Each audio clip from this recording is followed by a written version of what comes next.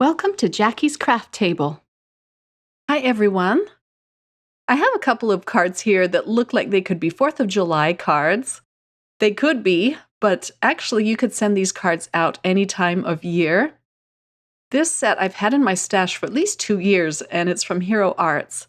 And it came with a bunch of stars and a cute sentiment that says, "I thank my lucky stars for you." So I'm going to show you a fun technique that I came up with for this stamp set. The first thing I'm doing is stamping out my sentiment, and I'm going to heat emboss that. So I put down a little bit of anti-static powder, and I stamped it up with some Versamark ink a couple of times.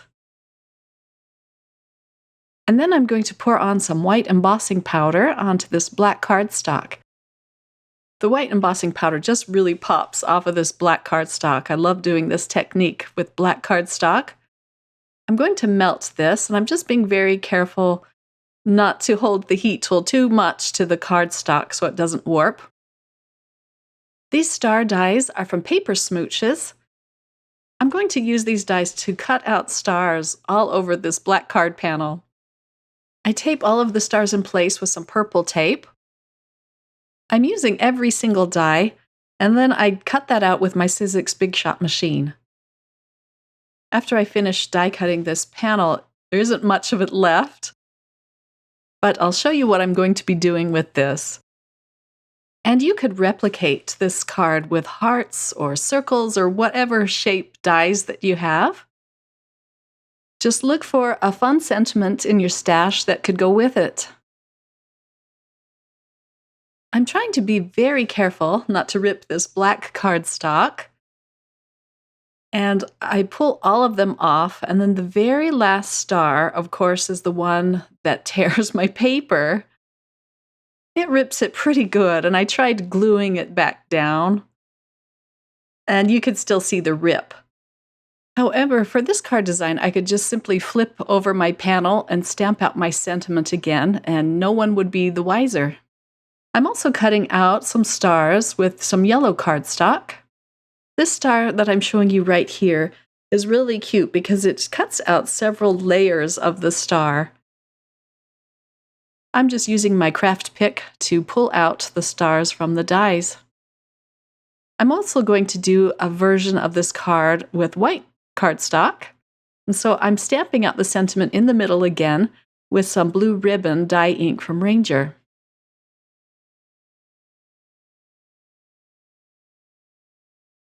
I cut both of these card panels to 5 1/4 by 4. It's a little bit smaller than the card bases. I'm going to put them on.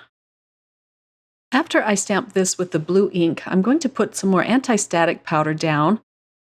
I'm stamping it again with some Versamark ink. This will give a little bit of dimension to my sentiment, as well as making it shiny.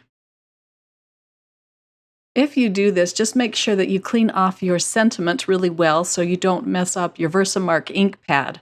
Mine got a little blue on it. Now I'm doing the same thing with this white card panel, and I'm just randomly placing these stars across the panel. I'm reusing my purple tape several times, and then I'm being more careful this time to pull up the dies so it doesn't rip my paper.